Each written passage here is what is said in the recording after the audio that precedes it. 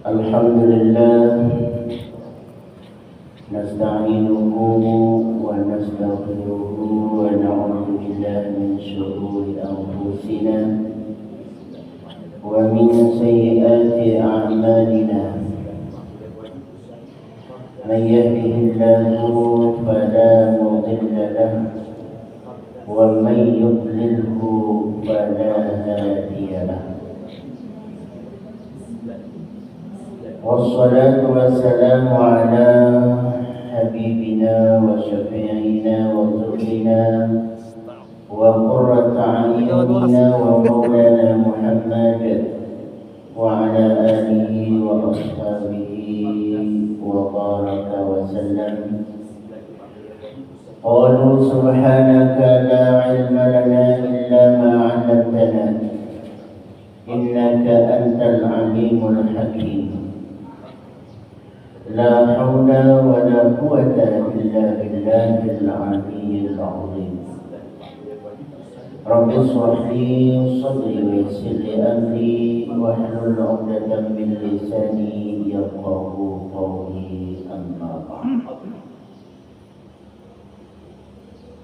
Yang berbahagia, yang saya muliakan Bapak Ibu jamaah salat subuh,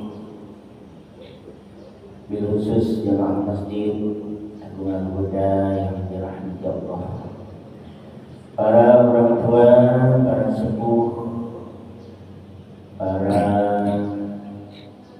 pengurus masjid yang saya muliakan, kaum muslimin dan muslimat rahimakumullah. Kembali kita pagi hari ini berjumpa dalam kajian tentang ilmu pengetahuan yang bahasan pagi hari ini apa saja yang menjadikan hilangnya ilmu pengetahuan atau keberkahannya, dan membedakan antara ulama akhirah dan ulama dunia atau disebut al-ulama usul. Masih di sekitaran dalil-dalil tentang judul besar itu tadi, terdiri dari ayat-ayat Al-Quran dan hadis-hadis Rasulullah SAW. Sebelum masuk kepada definisi pengertiannya yang dijelaskan secara panjang lebar di dalam kajian ini, namun tentu sebelumnya kita sama-sama membaca surat Al-Fatihah yang pahalanya kita hadiahkan li musannif hadzal kitab. Juga kita hadiahkan surat Al-Fatihah ini kepada orang-orang yang telah mendahului kita, guru-guru kita, orang tua kita, orang-orang yang berjasa dalam hidup kita, dan tentunya orang-orang yang berkeyakinan, berkeimanan dengan kita. Dan mudah-mudahan kita juga mendapatkan ilmu yang bermanfaat pada hadirinya wa ala kulli shalihat ila hadratin Nabi Mustafa Rasulullah sallallahu alaihi wa alihi wa sallam. Al-Fatihah. Bismillahirrahmanirrahim. Alhamdulillahirabbil alamin arrahmanir rahim maliki yaumiddin. Iyyaka na'budu wa iyyaka nasta'in ihdinas siratal mustaqim siratal ladzina an'amta 'alaihim ghairil maghdubi 'alaihim waladdallin. Amin. Bismillahirrahmanirrahim. Faminal muhimmatil azimah, perkara yang teramat penting untuk diketahui, ma'rifata al-alamati al-fariqah, mengenal tanda-tanda perbedaan baina ulama di dunia wa ulama il akhirah. Jadi sedari dulu itu sudah ada bahasan tentang ulama yang mana bergelut dalam ilmu pengetahuan agama yang kita garis bawahi sebelumnya. Ulama itu adalah orang yang berpengetahuan agama. Nah, itu kita garis bawahi. Jadi tidak disebut ulama yang pengetahuannya sebanyak apapun, sehebat apapun, atau dengan titel keserjanaannya yang berapa deret pun, kalau ilmunya itu adalah ilmu tentang dunia. Nah, ini yang perlu kita garis bawahi. Jadi tidak disebut ulama, walaupun kata-kata itu tetap diambil dari kata-kata ilmu. Ilmu dunia, ilmu juga. Akhirat pun ilmu akhirat, ilmu agama juga, ilmu juga. Jamaknya adalah ulama.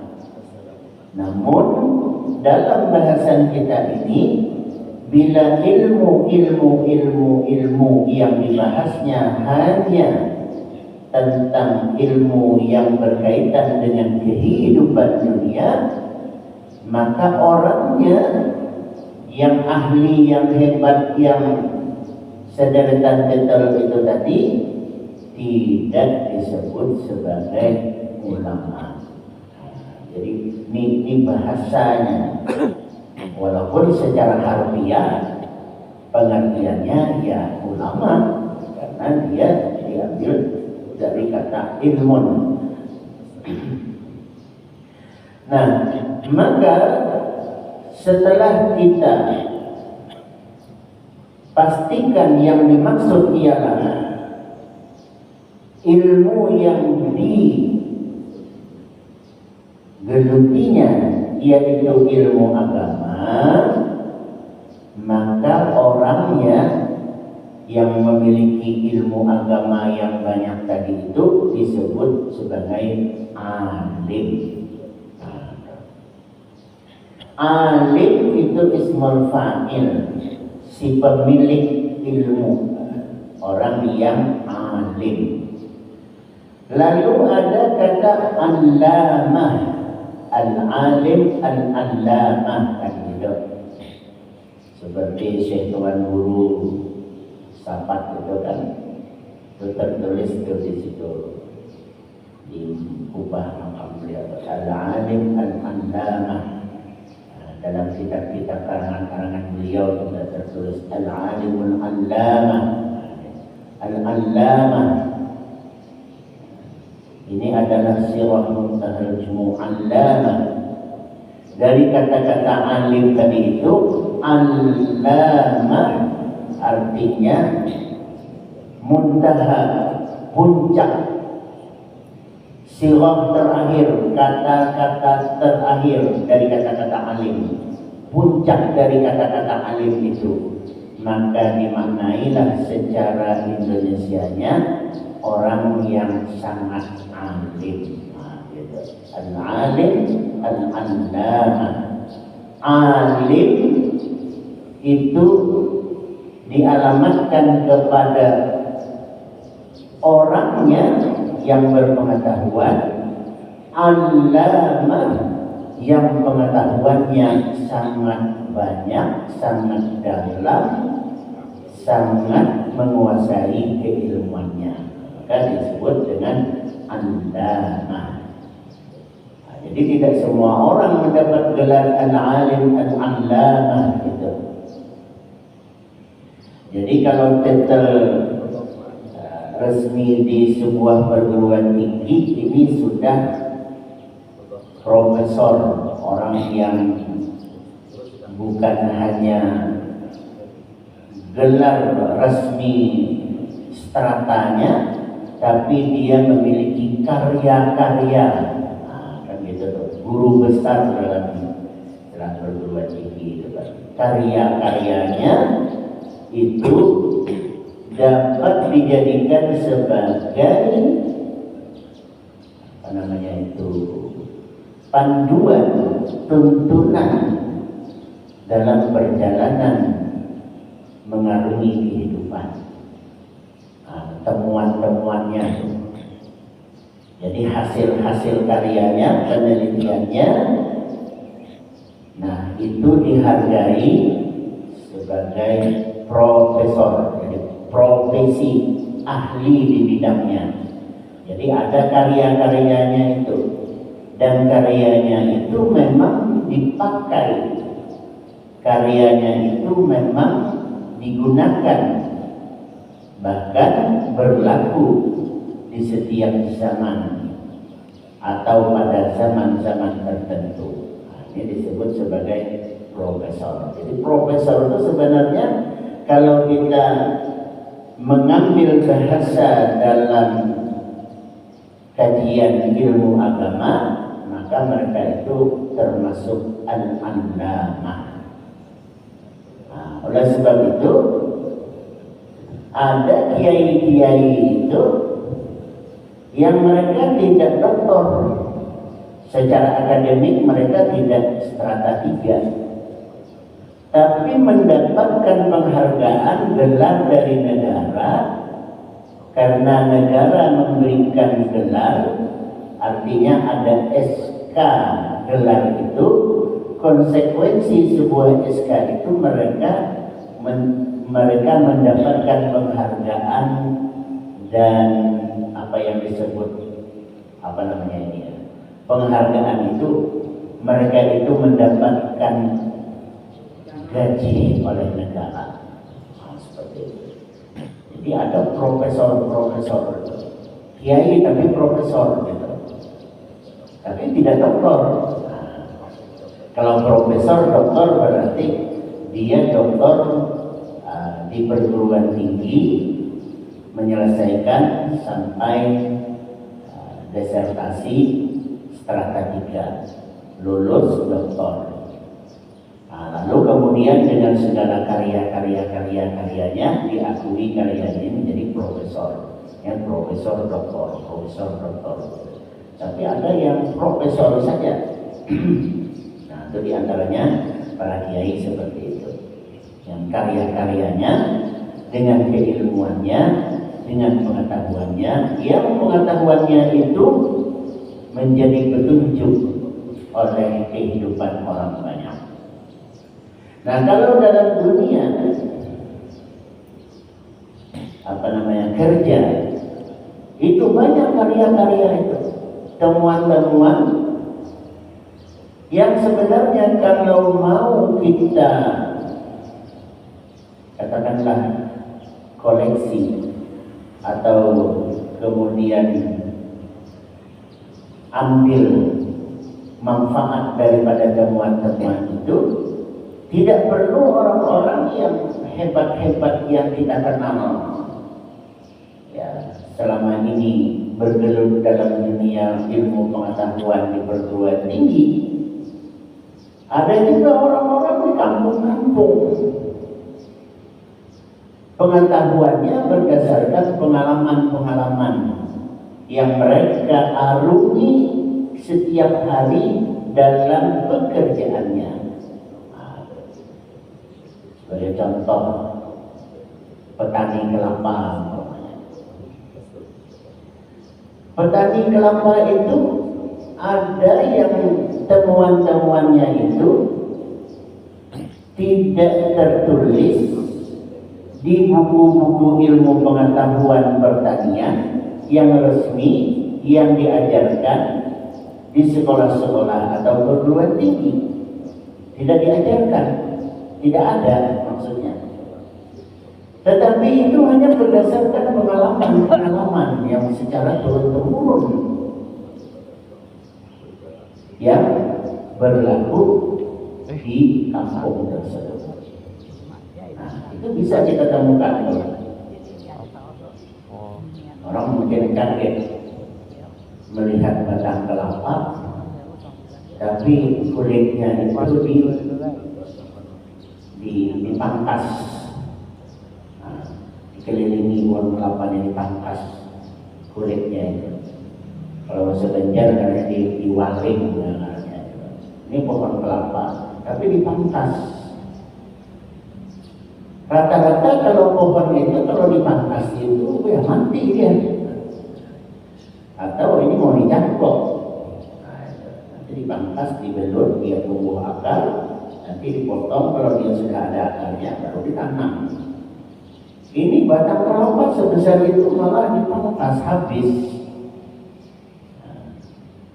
Rupanya yang didapat dari situ adalah dari kelapa yang lambat bisa berbuah menjadi cepat berbuah, atau yang sudah berbuah menjadi banyak buahnya. Banyak hal-hal yang seperti itu terjadi hanya didapat berdasarkan pengetahuan turun-temurun yang tidak ditemukan pengetahuannya di pelajaran resmi pertanian di sekolah dan perguruan tinggi. Nah, kemudian itu diambil ilmu pengetahuannya, dimuat, dikaji kembali secara lebih komprehensif di ilmu pengetahuan, lalu ditulis dalam sebuah buku, lalu dimasukkanlah ia dalam mata pelajaran. Padahal itu kan karya dari orang seperti itu dimasukkan. Artinya hak intelektualnya orang kampung dari ini entah diambil secara resmi atau tidak, dia tidak mengerti hak intelektual dia diambil orang juga dia ada paham mulai gitu. Padahal kalau yang paham ya semua ini hak intelektual kami, ini kami turun-temurun ilmunya ini. Ini kalau ilmu kami diambil lalu dimuat bukan seperti ini, tentu ada konsekuensi daripada hukum juga di situ. Kalau sifatnya pencurian hak intelektual itu, dan seterusnya. Tapi karena mereka tidak paham, ya sudahlah, ambil aja lah. Apalagi orang kampung yang polos-polos begitu. Nah, ada lagi hal-hal yang sifatnya berkenaan dengan kelapa tadi sampai kepada minyaknya, apa namanya tuh, minyak aslinya, minyak lalang kata orang kampung, dalam contoh-contohnya. Itu banyak tuh pengetahuan-pengetahuan yang hanya didapat secara turun-temurun, yang tidak ada di dalam buku pelajaran pertanian, ya sampai ke perguruan tinggi tidak ada. Tetapi prakteknya di kampung-kampung ada. Ini bisa seperti ini, dari mana ilmunya? Nah, itulah tadi ilmu pengetahuan. Jadi kalau mau dibilang seperti itu penemu-penemunya itu disebut profesor. Dia alimul allamah di bidangnya. Allamah juga dia. Nah, cuman bahasa itu tentu tidak dipakai. Ya, kalau allamah itu tentu alamatnya kepada ilmu pengetahuan agama. Nah, itu yang perlu kita ketahui pertama. Oleh sebab itu di sini al-muhimmat, perkara yang teramat penting, al-azimah, yang agung, yang besar, yang menjadi sebuah perhatian luar biasa. Kita harus mengenali tanda-tanda, pokoknya tandanya tidak satu, al-allamatul fariqah, perbedaan, tanda-tanda yang sangat banyak, karena kalimatnya jamak, al-fariqah, yaitu yang membedakan baina ulama dunia wa ulama'il akhirah. Ulama'il akhirah yaitu ulama uddin, yaitu ulama ilmunya, ilmu ad-din, ilmu agama. Penjelasannya ialah wa nabi, kata pengarang yang kami kehendaki di sini ialah bi ulama dunia. Yang dimaksud dengan ulama dunia itu ialah ulama usu'i, ulama asu. Jadi ada ulama asu itu, ulama usu.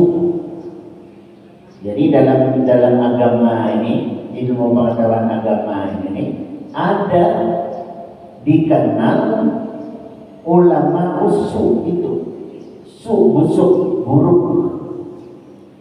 Nah, jadi dalam ilmu agama mengenal kata ulama usu. Su artinya buruk, su artinya tidak baik, su busuk, apalah bahasa lainnya di bahasa Indonesia ini. Nah, siapakah mereka itu? Alladzina qasadahum minal ilmi, yaitu orang-orang yang tujuan mereka, qasadahum, tujuan mereka, atau qasdahum, alladzina, mereka-mereka yang qasdahum, qasada, yang sudah qasda, tujuan mereka, minal ilmi, dari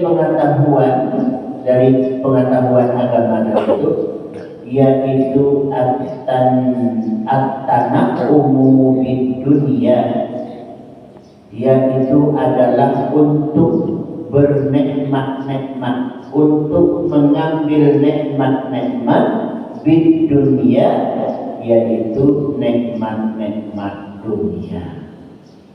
Ilmunya ilmu agama, tapi tujuannya untuk mendapatkan kenikmatan dunia. Nah itu. Nah, makanya berbeda. Kalau memang yang dimaksud dia ini mendalami ilmu pengetahuan dunia, lalu kemudian dia mendapatkan dengan ilmu dunianya itu tadi derajat dunia, kenikmatan dunia, maka itu tidak disebut ulama usul. Dia memang menggeluti dunianya, ahli di bidang teknologi pesawat terbang umpamanya.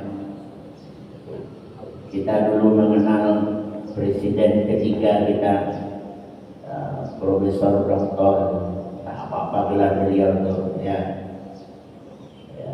Baharudin Yusuf Habibie, B.J. Habibie, gitu kan.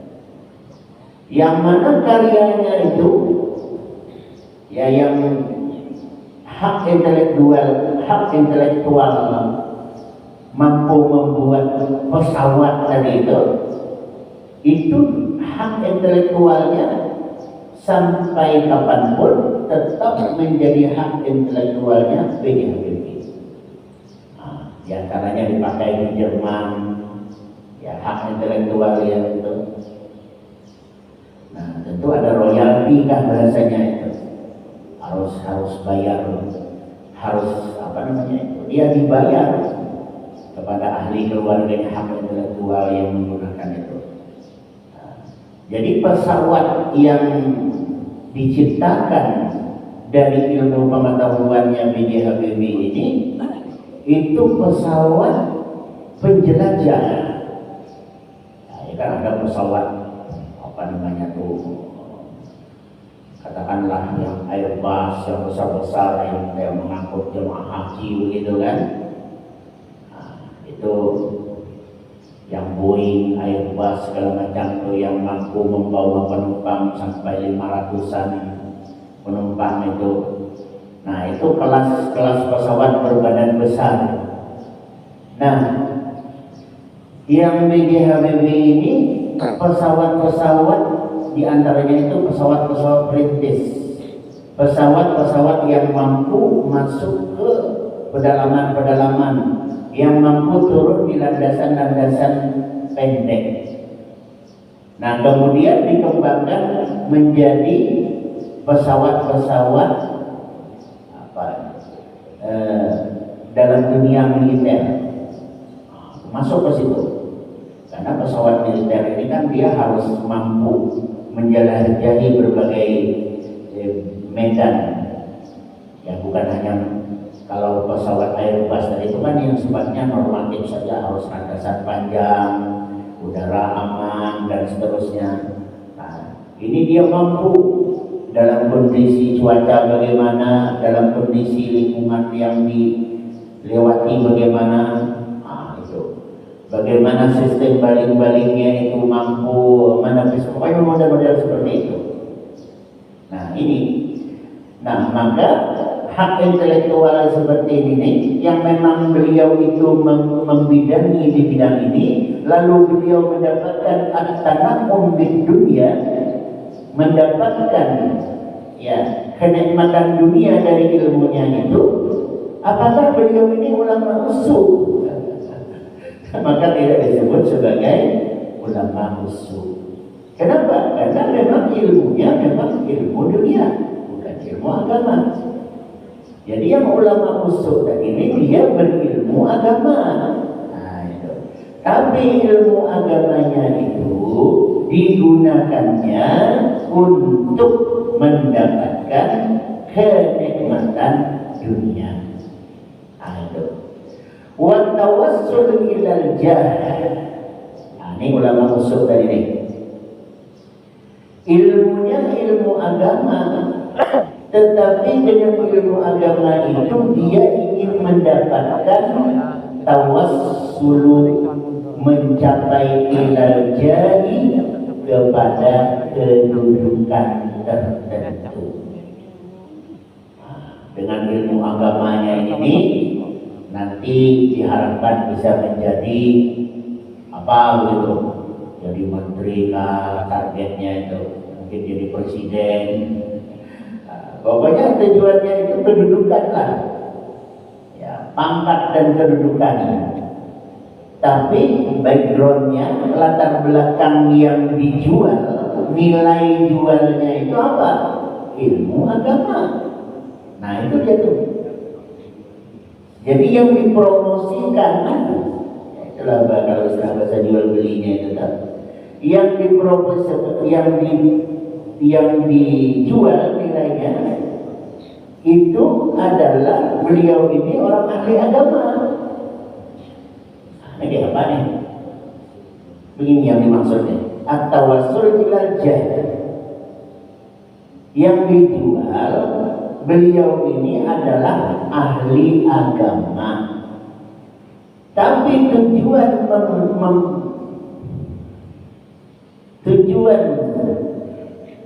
apa namanya ini, memperkenalkan atau mempromosikan beliau yang ahli agama tadi ini, tujuannya apa? Yaitu ilal jah, kedudukan. Nah, ini kita berhati-hati nih. Ya, jadi kalau mau mengangkat suatu pemimpin, mau jadi bupati kan, mau jadi gubernur kan, mau jadi presiden kan, apa itu ya, yang dijual itu jangan beliau ahli agamanya lalu orang terpikat di situ. Wah, beliau ulama besar, wah aku sih kita akan jadi pemimpin ini. Kan begitu. Nah, oleh sebab itu maka biasanya itu ada teguran. Kalau ya, ulama ini diangkat dalam lingkungan yang tidak stabil itu artinya yang mengelilinginya itu adalah orang-orang yang berkepentingan dengan kedudukan dunia, tapi diangkat nilai keulamaannya supaya ia duduk yang kita harus pahami ini. Nilai keulamaannya yang kita jual dengan harapan dia duduk, maka kita, bahasa kita nyatut tim sukses lah, yang ada di sekitarannya, lalu ia duduk beneran, apa yang kita harapkan dari situ? Tentu juga kedudukan, minimal komisaris apalah begitu kan. Nah begitu. Biasanya nih ulama yang kita dudukkan menjadi pemimpin tadi ini, pengaruh keulamaannya menjadi redup. Nah itu. Kenapa bisa begitu? Karena kita tidak stabil. Lingkungan kita adalah lingkungan orang yang berharap at-tawassul ilal jah, bukan untuk mengangkat agama. Tim suksesnya ini ada yang mau dituju, ada yang mau diharap kedudukan dunia. Mau mendudukkan orang yang seperti ini, kita tidak bisa untuk mengambil hati para pemilih ini, konstituen atau masyarakat ini. Nilai jualnya ini tidak laku ini atau kalah. Tapi kalau ulama ini kita angkat ini bisa naik ini beliau. Tapi yang mengelilinginya ini adalah nanti berharap tawassul ilal jah, ya minimal komisaris dari kan begitu. Maka biasanya ulama yang naik dari ini khawatir bisa menjadi redup nilai keulamaannya. Apa sebab? Di situ ada konflik kepentingan. Banyak hal-hal yang bertentangan karena sistem yang membuat ia harus tidak jujur menjalankan titah agama itu. Kecuali, memang aturan yang berlaku itu adalah mutlak dikawal oleh ulama. Kita ambil contoh yang paling aktual sekarang ini, Iran, coba ya. Memang Iran itu kalau kita kan selama ini kan di apa namanya itu, dicekoki gitu. Otak kita ini dicuci oleh Barat. Apa yang mereka cuci? Bagaimana antara orang Syiah dan Sunni ini tidak boleh akur. Karena sejarah masa lalunya itu ada perbedaan yang sangat rentan antara Syiah dan Sunni kan gitu. Rupanya dalam perkembangannya zaman ini berubah. Syiah itu tidak mutlak sebagaimana Sunni juga tidak mutlak garis keras. Sunni juga kan tidak semua garis keras. Garis keras Sunni ada, tetapi ada yang moderat. Begitu pula dengan Syiah, begitu. Tapi yang ditanamkan oleh Barat, Syiah itu adalah Syiah garis kerasnya, mengkafirkan sahabat, betul ada. Sampai menuhankan Sayyidina Ali, iya. Tapi apakah semua Syiah seperti itu? Nah inilah, jadi yang dijual oleh Barat ke kita itu, yaitu yang mengkafirkan sahabat, yang menuhankan Ali, begitu kan, yang memalsukan Quran, itu yang dijual ke kita itu. Sehingga orang Indonesia ini pahamnya bila sudah Syiah Iran, itu Qurannya ada asli lagi. Itu orang Iran mengkafirkan sahabat, itu orang Iran menuhankan Ali. Ini siapa yang mempropaganda seperti itu? Barat. Tapi Barat ini punya kaki tangan. Kaki tangannya siapa? Maka ada rumus. Kalau mau menebang suatu pohon, maka tebanglah pohon itu dengan kayu. Jadi menebang kayu dengan kayu. Gitu maksudnya. Ya. Jadi apa? Cari orang yang sesama Muslim yang pahamnya itu, kemudian yang bisa direkrut bertentangan dengan paham mereka. Nah itu dijual. Nah, maka kalau kita lihat perkembangannya di media sosial, ya itu ada kelompok yang kita kenal dengan Wahabi Pesek. Wahabi Pesek itu berarti Wahabinya Indonesia, yang dikenal Wahabi Pesek. Kalau Wahabinya Arab Saudi itu Wahabi Mancung. Apa kata mereka? Cek saja. Jadi saya ini hanya mengatakan sesuatu yang real saja yang ada di media sosial. Tinggal cari aja lah siapa yang ngomong dari kalangan Wahabi itu. Lebih baik rusak negara kita mendukung Amerika Israel, kita dukung itu biarlah hancur suatu negara itu lebih baik daripada kita berpihak ke suatu negara yang merusak akidah dan keimanan. Ayo ada Wahabi ngomong gitu, karena Wahabi ini paling gedek dia lawan Syiah Iran. Wahabi kan dari Saudi.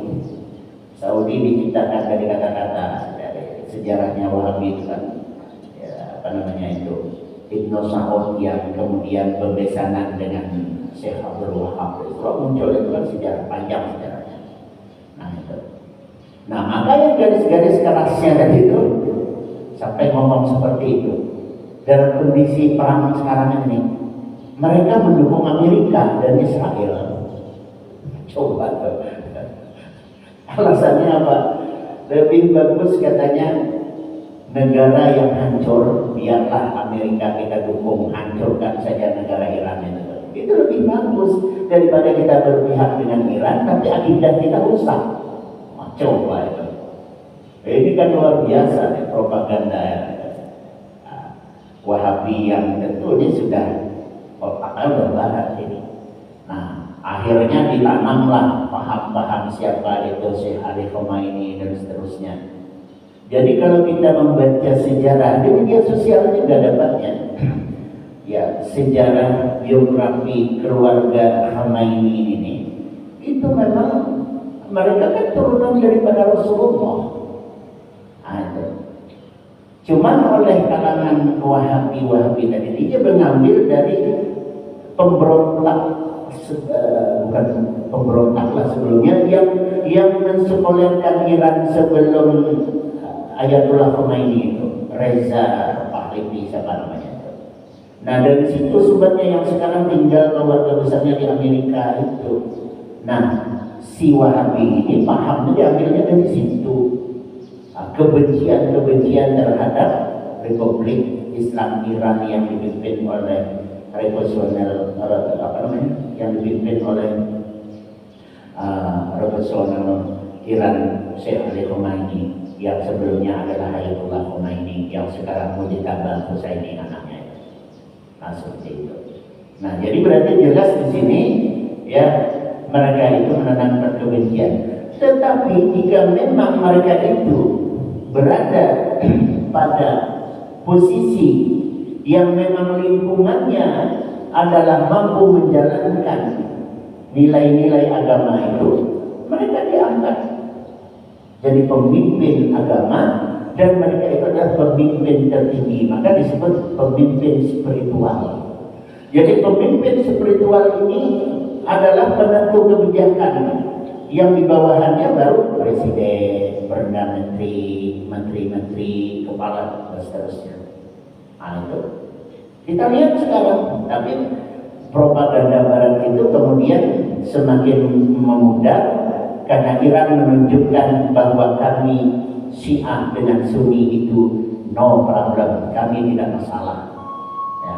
Kalau kita mau tahu sekarang ini kepala tentara angkatan laut itu kan, kalau ibarat kita ini namanya Kasal, kepala angkatan laut itu dia Sunni bukan Syiah. Artinya apa? Menepis dan sekaligus meredup anggapan-anggapan barat itu tadi. Nah, itulah realnya kalau memang ilmu agama digunakan dalam lingkungan yang sangat kuat yang mampu mengawal kehidupan dunia. Nah, maka seperti ini nanti akan kelihatan tidak ada wassul bilal jah. Mereka tidak mengejar kemuliaan dunia. Nah, lihatlah pemimpin-pemimpin mereka itu. Tidak ada yang bermegah-megah dengan dunia itu. Tetapi tetangga-tetangganya, negara-negara teluk itu tuh, lihat mereka berlomba-lomba dalam kemegahan dunia itu. Tapi Iran tidak demikian, karena pemimpinnya, pemimpin tertingginya adalah pemimpin agama. Nah, mudah-mudahan dari situ dapat kita ketahui terlebih dahulu lanjutan pembahasan.